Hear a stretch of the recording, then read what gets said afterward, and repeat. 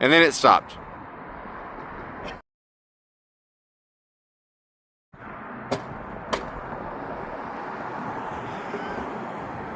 Perfect.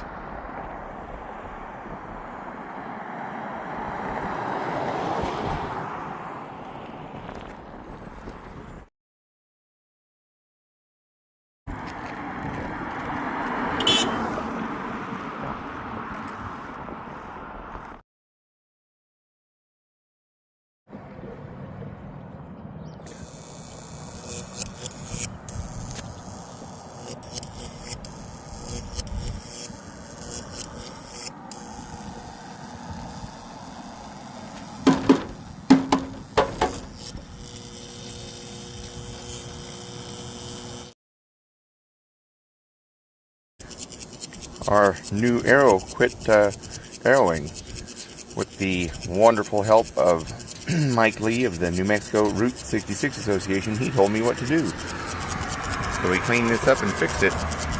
And look at that. That's just too cool.